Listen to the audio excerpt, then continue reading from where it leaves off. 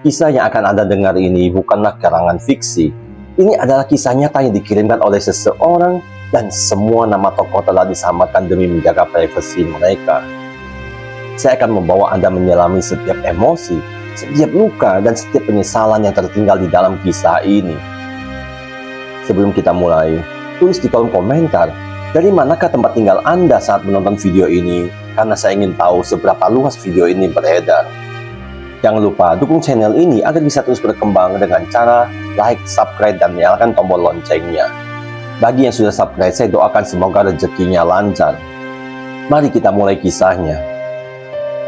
Ada luka yang tidak tampak oleh mata, tidak berdarah, tidak meninggalkan bekas di kulit, namun mampu meremukkan hati hingga tak bersisa. Luka itu bernama pengkhianatan. Malam ini, kita akan menyusuri kisah seorang pria bernama Raka dan seorang wanita bernama Senja. Kisah tentang cinta yang begitu tulus, namun harus berhadapan dengan kelemahan manusia yang tak terkendali. Bayangkan, seorang wanita yang mencintai dengan sepenuh jiwa, bukan hanya dalam kata-kata, tapi dalam tindakan nyata. Senja adalah wanita seperti itu. Di saat Raka harus merantau jauh demi pekerjaan, Senja justru memilih mendekat kepada keluarga Raka. Ia mendatangi ibu Raka di kampung, membantu tanpa diminta, memperlakukan ibu mertuanya seperti ibunya sendiri. Zaman sekarang, bukankah sudah banyak wanita yang tidak mampu melakukan itu? Saat mereka belum memiliki apa-apa, Senja tidak pernah mengeluh, ia tidak menuntut hidup mewah, tidak memaksa keadaan. Justru sebaliknya, ia ikut berjuang, menabung sedikit demi sedikit, menekan keinginan pribadi, semua demi satu tujuan, membangun masa depan bersama Raka dalam ikatan pernikahan. Dan akhirnya mereka pun menikah. 3 tahun pertama pernikahan mereka bisa dibilang seperti potongan surga kecil yang jatuh ke bumi. Tentunya tidak sempurna, tapi penuh dengan tawa, kehangatan, dan kebersamaan. Hadirnya seorang anak laki-laki semakin melengkapi kebahagiaan itu. Raka, di mata banyak orang adalah sosok pria yang nyaris sempurna. Penampilannya menarik, pekerjaannya stabil, sikapnya pun terlihat dewasa dan penuh tanggung jawab. Ia tahu bagaimana bersikap di depan keluarga, tahu bagaimana membuat istrinya tersenyum. Namun, seperti retakan kecil pada kaca yang nyaris tak terlihat, ada sesuatu dalam diri Raka yang perlahan tumbuh. Sebuah celah yang awalnya tampak sepele, namun lambat laun berubah menjadi jurang yang dalam. Dan celah itu adalah kelemahan terhadap godaan. Semuanya mulai berubah ketika Raka dipindahkan tugas ke kota lain. Lingkungan baru, suasana baru, dan tentu saja orang-orang baru. Di sana ia bertemu dengan seorang wanita bernama Dita. Awalnya tidak ada yang aneh, hanya sekedar rekan kerja. Sapaan ringan di pagi hari, obrolan singkat di sela pekerjaan, hal yang sangat biasa bahkan bisa dibilang wajar. Namun, seperti banyak kisah yang berakhir tragis, semuanya selalu dimulai dari hal-hal yang kecil. Sapaan berubah menjadi percakapan panjang, percakapan berubah menjadi curhatan, curhatan berubah menjadi kedekatan, dan tanpa disadari, batas yang seharusnya dijaga mulai dilanggar. Raka tahu dirinya sudah beristri, Dita pun tahu dirinya sudah memiliki pasangan. Tapi entah kenapa, mereka memilih untuk mengabaikan kenyataan itu. Mereka seperti 2 orang yang berjalan di tepi jurang, sadar akan bahaya, namun tetap melangkah. Mungkin karena merasa tidak akan ketahuan, mungkin karena merasa bisa mengendalikan keadaan, atau mungkin karena mereka tidak cukup kuat untuk menahan diri. Sementara itu di rumah, Sinta tetap menjadi dirinya yang sama, setia, tulus, dan penuh percaya kepada Raka. Ia tidak pernah mencurigai apapun. Baginya, Raka adalah suami yang ia percayai sepenuhnya. Hingga suatu malam, satu momen kecil yang mengubah segalanya. Sebuah ponsel yang tertinggal tanpa kunci, sebuah layar yang menyala, dan rasa penasaran yang awal tidak berarti berubah menjadi pintu menuju kenyataan yang menghancurkan. Senja melihat semuanya. Bukan hanya sekedar pesan biasa, tapi foto-foto yang terlalu intim, video yang seharusnya tidak pernah ada, dan kata-kata manis yang dulunya miliknya, kini telah terbagi dengan orang lain. Dunia Senja runtuh dalam sekejap. Bayangkan Anda berada di posisinya, orang yang paling Anda cintai justru menjadi sumber luka terdalam Anda. Orang yang seharusnya melindungi justru menghancurkan. Air mata mengalir tanpa henti, tubuhnya gemetar, napasnya terasa berat, tapi yang paling menyakitkan bukan hanya apa yang ia lihat, melainkan kenyataan bahwa semua itu adalah nyata.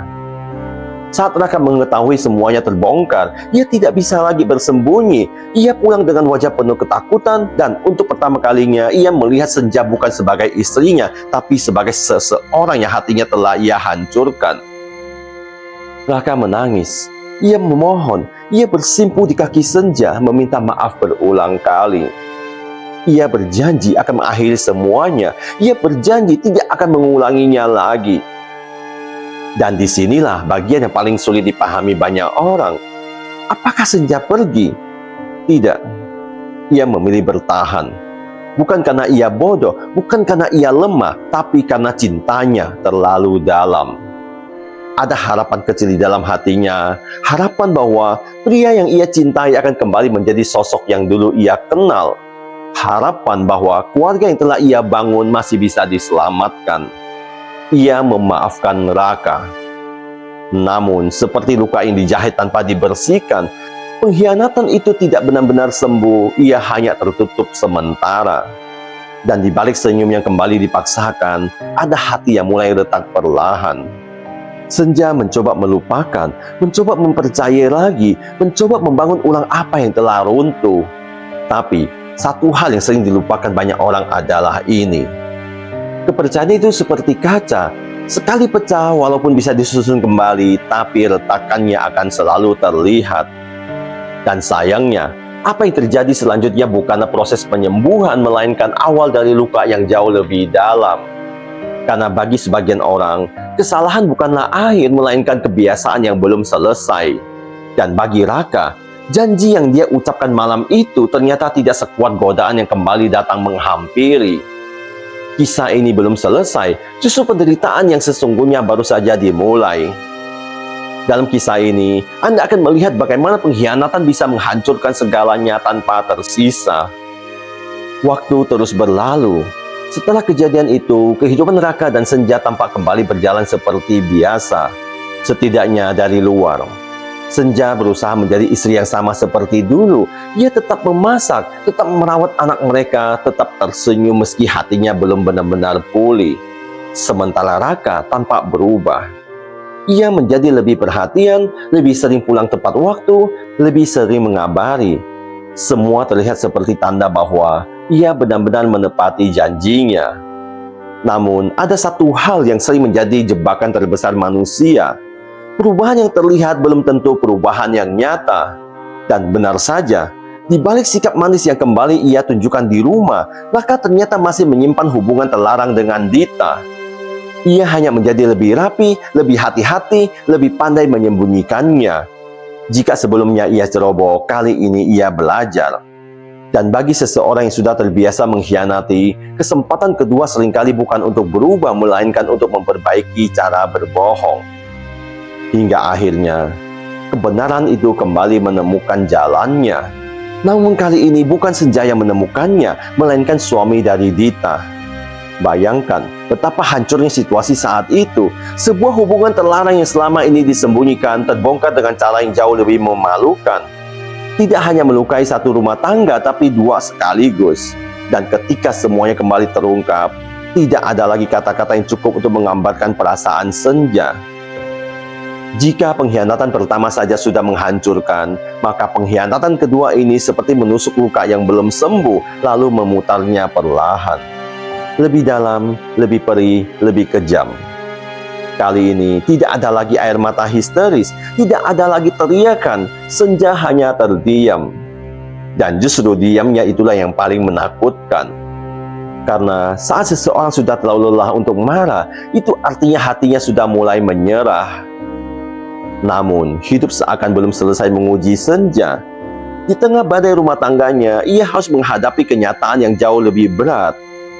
Vonis dokter, sebuah kalimat yang mampu menghentikan waktu sejenak. Senja didiagnosis menderita dua penyakit sekaligus, kanker payudara dan kanker serviks. Dunia yang sudah retak kini benar-benar runtuh. Ia harus menjalani serangkaian pengobatan, operasi, kemoterapi, dan keputusan yang paling berat dari semuanya. Ia harus kehilangan rahimnya, bagian dari dirinya yang selama ini menjadi simbol kewanitaannya, harus diangkat demi mempertahankan hidup. Tidak semua orang mampu bertahan dalam kondisi seperti itu. Secara fisik, Senja melemah, tubuhnya yang dulu sehat kini mengurus. Rambutnya mulai rontok satu persatu akibat efek kemoterapi. Wajahnya pucat, tenaganya terkuras. Namun yang lebih menyakitkan, ia menjalani semua itu dengan hati yang sudah lebih dulu hancur. Dan di saat itu, di saat seorang istri berada di titik terlemah dalam hidupnya, apa yang dilakukan oleh Raka? Inilah bagian yang mungkin paling sulit untuk diterima.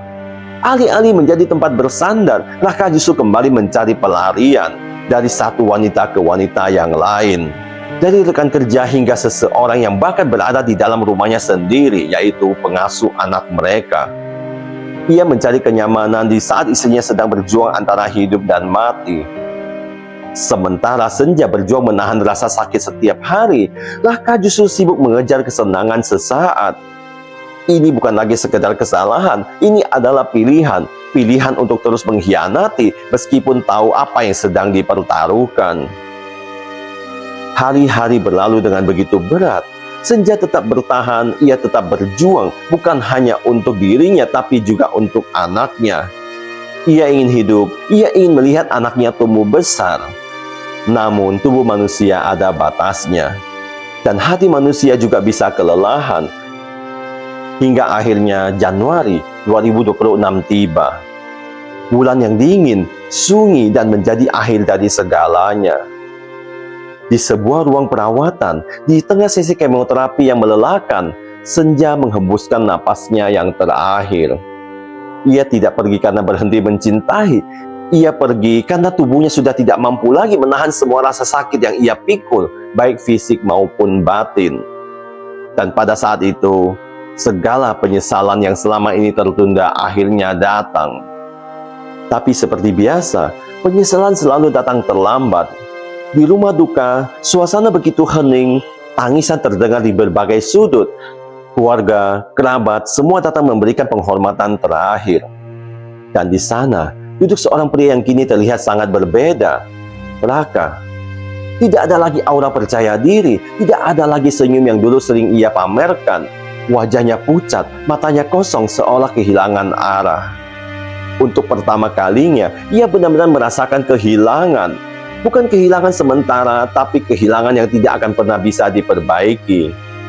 Ia menangis, bukan tangisan biasa, tapi tangisan yang keluar dari rasa penyesalan yang paling dalam. Ia menangis di depan sosok yang dulu selalu memaafkannya, namun kini tidak lagi bisa mendengar.